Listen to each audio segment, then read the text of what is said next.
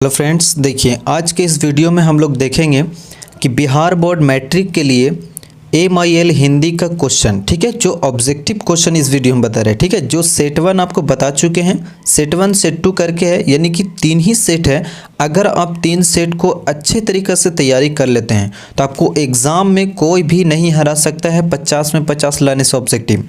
इसमें क्या दिया हुआ है कि बुक से, और बुक से प्लस का बताया हुआ है आपको व्याकरण से बताया, यानी कि ग्रामर से इसमें ऑब्जेक्टिव क्वेश्चन सेट किया गया है, ठीक है। लगभग 50 क्वेश्चन आपको बताने जा रहे हैं। 50 में कुछ ना कुछ क्वेश्चन आपको इस वीडियो यानी कि इस सेट से आ जाएगा, कुछ सेट 2 से आ जाएगा, कुछ सेट 1 से आ जाएगा, कुछ सेट 3 से आ जाएगा, यानी कि 50 में 50 आपको क्वेश्चन पूरा हो ही जाएगा। तो चलिए हम लोग क्या करते हैं, वीडियो को स्टार्ट करते हैं, ज़्यादा लंबा नहीं हो। चलिए क्वेश्चन नंबर हम लोग देखते हैं। अगर हमारे चैनल को आप सब्सक्राइब नहीं किए अभी तक तो हमारे चैनल को सब्सक्राइब कर लीजिए ताकि ऐसा वीडियो आपको मिलते रहे, ठीक है।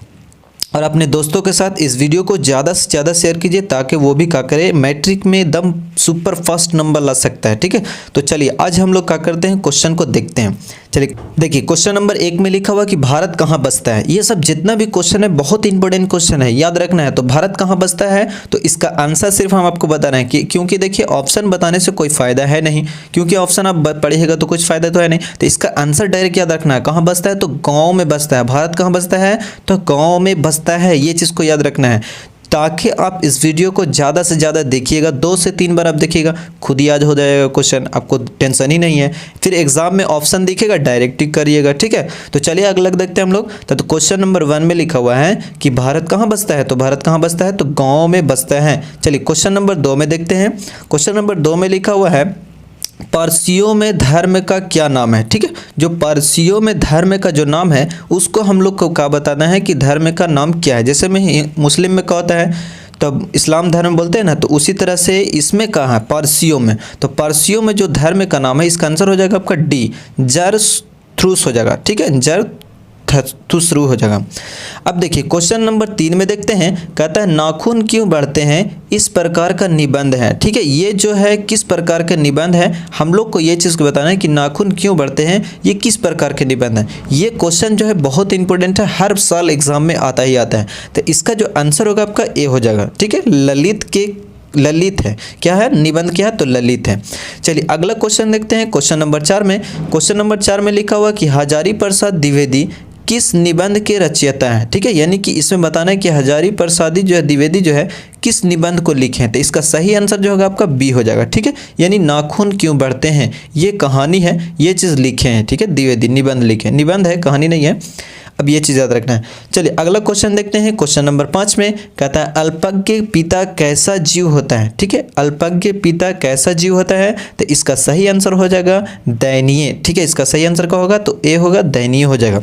चलिए क्वेश्चन नंबर 6 में देखते हैं हम लोग। क्वेश्चन नंबर 6 में लिखा हुआ है कि संतु नरेन आपस में कौन है, ठीक है। संतु नरेन जो है आपस में कौन है, तो भाई भाई है, दोनों का है, भाई ही भाई है, संतु नरेन। चलिए अगला क्वेश्चन देखते हैं हम लोग। क्वेश्चन नंबर 7 में कहता है नौबत खाने में इबादत, ठीक है। नौबत खाने में इबादत जो है पाठ के लेखक कौन है, यानी कि ये जो है कौन लिखे हैं पाठ के लेखक। तो इसका सही जवाब जो होगा आपका यतीन्द्र हो जाएगा मिश्र, यतीन्द्र मिश्र, ठीक है। ये चीज़ का याद रखना है, सिर्फ ऑप्शन ही याद रखिए, ठीक है। ऑप्शन का आंसर जो है वो चीज़ को याद रखिए, क्योंकि ऑप्शन से देख के घबराना नहीं है। जो ऑप्शन सही है उसी में हम आपको टिक कर दे रहे हैं, वो चीज़ को याद करना है और आपको स्क्रीनशॉट लेकर के या फिर लिख लेना है, याद कर लेना है, नहीं तो बार बार इस वीडियो को देखिए, आपको याद हो जाएगा जल्दी। चलिए बिस्मिल्लाह खां का, देखिए क्वेश्चन नंबर 8 में लिखा हुआ है बिस्मिल्लाह खां का असल नाम क्या है, यानी असली नाम की बताना है कि बिस्मिल्लाह खां को असली नाम क्या बोलते हैं। तो इसका सही जवाब होगा आपका डी, ठीक है, अमीरुद्दीन बोलते हैं। क्या बोलते हैं, अमीरुद्दीन। इसका असल नाम जो है कची है, अमीरुद्दीन है, यानी कि इसका सही आंसर होगा आपका डी, याद रखना है। ये भी बहुत ही इंपॉर्टेंट क्वेश्चन है। चलिए क्वेश्चन नंबर 9 में देखते हैं। कहता है बिस्मिल्लाह खां का जन्म कहाँ हुआ था, तो बिस्मिल्लाह खां का जन्म कहाँ हुआ था, तो डुमरांव में हुआ था। कहाँ हुआ था, तो डुमरांव में हुआ था। इसका सही आंसर हो जाएगा आपका सी हो जाएगा, ठीक है। चलिए क्वेश्चन नंबर 10 में देखते हैं। कहता है बिस्मिल्लाह खां रियाज के लिए कहाँ जाते थे, ठीक है। बिस्मिल्लाह खां जो है रियाज के लिए कहाँ जाते थे, तो इसका सही आंसर हो जाएगा आपका बी, संकट मोचन जाते थे। कहाँ जाते थे, संकट मोचन जाते थे बिस्मिल्लाह खां रियाज के लिए। चलिए अगला क्वेश्चन देखते हैं। क्वेश्चन नंबर 11 में देखिए, क्वेश्चन नंबर 11 में लिखा हुआ गुरु कृपा की महत्ता का वर्णन किस कवि ने किया है। ठीक है, इसका सही आंसर क्या होगा, तो आपका सी हो जाएगा, गुरु नानक। इसका सही आंसर क्या होगा, तो सी हो जाएगा, यानी गुरु नानक हो जाएगा। चलिए क्वेश्चन नंबर 12 में देखते हैं। कहता है गुरु नानक जो है किस भक्ति धारा के कवि है। ठीक है, गुरु नानक जो है किस भक्ति धारा के कवि है, तो निर्गुण जो है भक्ति धारा के कवि है, यानी कि ये कौन सा कवि है, तो निर्गुण भक्ति धारा के कवि है। चलिए क्वेश्चन नंबर 13 में देखते हैं हम लोग। कहता है रस खान किस काल के कवि है। रस खान जो है किस काल के कवि है, तो इसका सही आंसर होगा आपका ए, रीति काल। ये क्वेश्चन भी बहुत बार आया है और बहुत बार आता है, हो सकता है कि इस साल भी आ जाए, तो इसको याद रखना है, कौन सा होगा, रीति काल के कवि हैं, ये चीज़ याद रखना है। चलिए क्वेश्चन नंबर 14 में देखते हैं। रस खान जो है दिल्ली के बाद कहाँ चले गए, यानी कि रस खान जो है दिल्ली के बाद कहाँ चले गए थे, तो ब्रज भूमि चले गए थे। कहाँ चले गए थे, तो ब्रज भूमि। इसका सही आंसर होगा आपका बी, यानी कि सही आंसर होगा आपका बी, ब्रज भूमि चले गए थे। चलिए क्वेश्चन नंबर देखिए 15 में लिखा हुआ है कि रस खान की भक्ति कैसी थी। ठीक है, रस खान की जो है भक्ति कैसी थी, तो सगुण थी। कैसा भक्ति था, तो सगुण भक्ति था। चलिए क्वेश्चन नंबर 16 में देखते हैं कि दधीची जो है कि हड्डी, दधीची की हड्डी क्या बनाता है। ठीक है, क्या बना था, दधीची की हड्डी जो है क्या बना था, तो इंद्र का वज्र बना था। इंद्र का कवच बना था, तो वज्र बना था। इसका सही आंसर हो जाएगा आपका सी। चलिए क्वेश्चन नंबर 17 में देखते हैं हम लोग। क्वेश्चन नंबर 17 में लिखा हुआ है कि कामसूत्र किसकी रचना है। इसका सही जवाब क्या होगा, तो कामसूत्र किसकी रचना है, जल्दी बताइए। तो इसका सही जवाब होगा आपका ए हो जाएगा। ठीक है, वात्स्यायन का होगा, वात्स्यायन का होगा। चलिए क्वेश्चन नंबर 18 में देखते हैं। गुना कर मूल्य, ठीक है, गुना कर मूल्य किस निबंध के रचयिता कौन है। इस निबंध के रचयिता कौन है, तो कौन सा है, नागरी लिपि कची है, तो नागरी लिपि है। इसका सही जवाब होगा आपका बी हो जाएगा। चलिए क्वेश्चन नंबर देखिए 19 में देखते हैं। कहता है देवनागरी लिपि में मुद्रण के टाइप कब बने। ठीक है, नागरी लिपि में जो है मुद्रण के टाइप कब बने थे, तो इसका सही आंसर हो जाएगा आपका बी, 2 दशक पहले। ना तो ये होगा, सी होगा, नहीं तो डी होगा, 11वीं दशक में, ये सब नहीं। तो इसका सही जवाब होगा आपका बी, 2 दशक पहले। चलिए क्वेश्चन नंबर 20 में लिखा हुआ है कि नागरी लिपि कब एक सर्वदेशिक जो है लिपि बन गई थी। ठीक है, नागरी लिपि जो है, यानी नागरी लिपि जो है कब सर्वदेशी लिपि बन गई थी, तो इसका सही जवाब होगा आपका सी, 8वीं से 11वीं सदी में। कब बना था, तो 8वीं से 11वीं सदी में बना था। चलिए क्वेश्चन नंबर 21 में देखते हैं हम लोग। क्वेश्चन नंबर 21 में लिखा हुआ कहानीकार सुजाता का असली नाम क्या है। कहानीकार सुजाता का असली नाम क्या है, तो इसका सही जवाब होगा आपका डी हो जाएगा, एस रंगराज।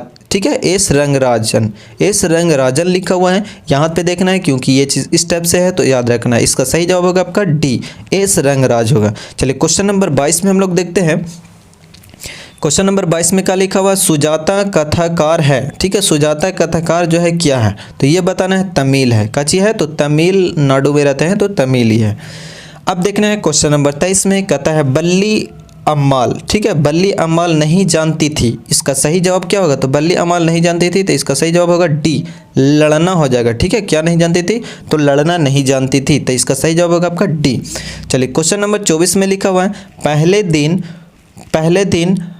पप्पाती। ठीक है, पहले दिन पप्पाती को था, पहले दिन पप्पाती को क्या था, तो कै दस्त था। क्या चीज़ था, तो कै दस्त था। इसका सही जवाब होगा आपका टी हो जाएगा।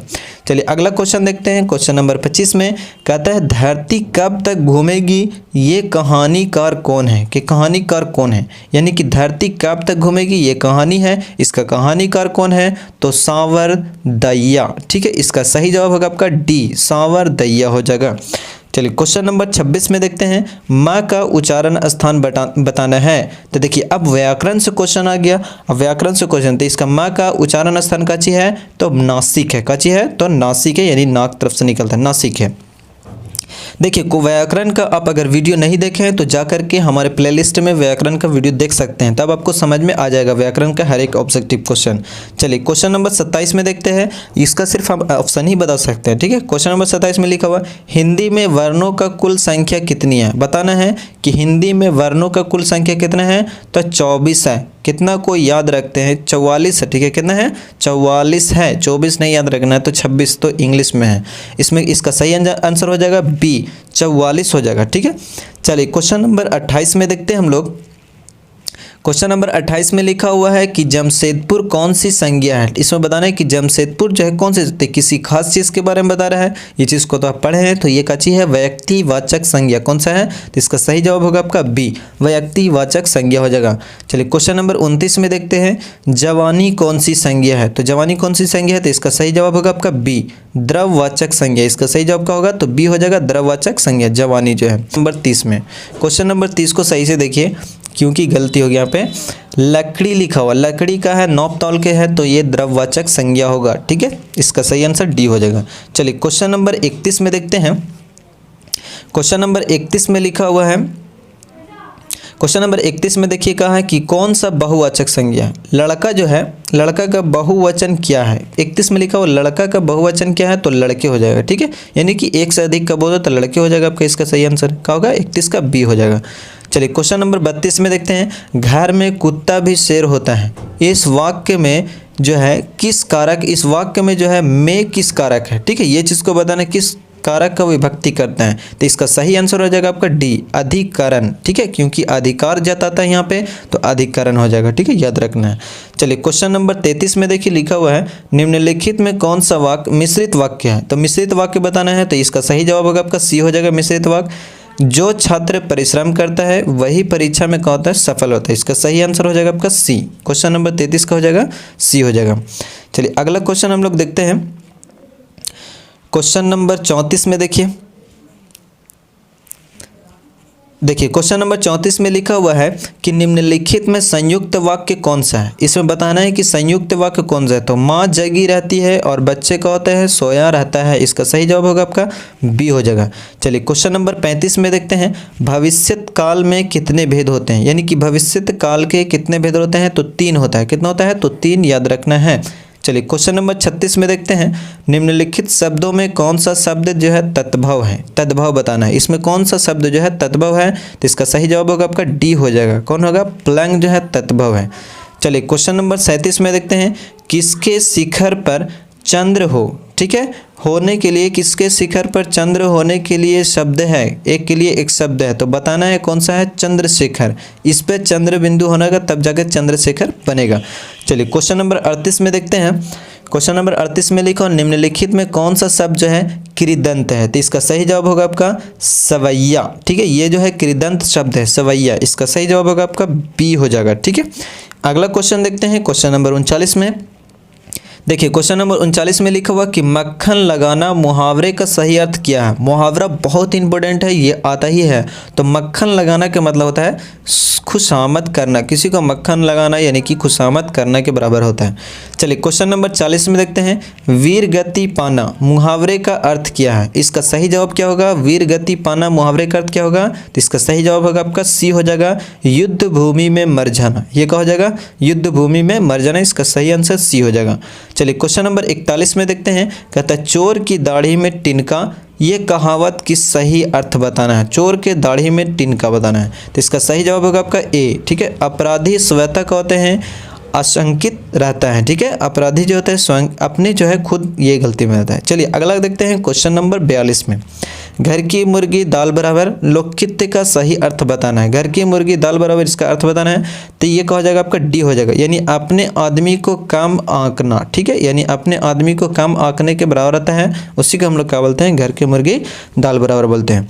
चलिए अगला क्वेश्चन देखते हैं, क्वेश्चन नंबर 42 में देखिए क्वेश्चन नंबर 42 में लिखा हुआ है, जिसे ईश्वर या वेद में कहते हैं विश्वास नहीं है, एक के लिए एक शब्द बताना है। तो इसको क्या बोलते हैं हम लोग, नासिक बोलते हैं, जिसमें ईश्वर और कहते हैं वेद का विश्वास नहीं होता है, उसको नासिक बोलते हैं। चलिए क्वेश्चन नंबर 44 में लिखा हुआ है, अनुरक्त का विपरीतार्थक शब्द बताना है, तो विरक्त हो जाएगा। विरक्त का जो विपरीतार्थक शब्द अनुरक्त होता है, अनुरक्त का होता है विरक्त होता है, इसका सही आंसर जो हो जाएगा सी हो जाएगा। चलिए क्वेश्चन नंबर 45 में देखते हैं, कहता है सरा का उच्चारण स्थान बताना है। तो सरा जो है मुद्रा से निकलता है, यानी कि पा जो है होठ से निकलता है, तो सरा जो है कहाँ से निकलता है, तो मुद्रा से निकलता है।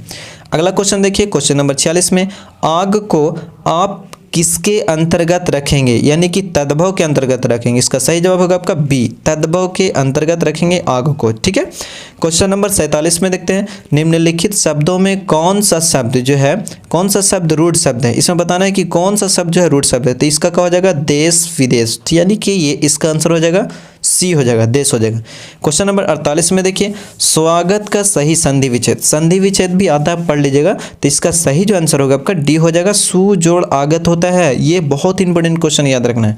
बाकी का देखिए और नहीं ऑब्जेक्टिव क्वेश्चन, इससे क्या करना है, आपको तैयारी कर लेना है। बाकी के अगले वीडियो में आपके साथ मिलते हैं। Thank you so much. हमारे वीडियो को ज़्यादा से ज़्यादा शेयर करना, हमारे चैनल को जरूर से जरूर सब्सक्राइब कर लेना है। चलिए।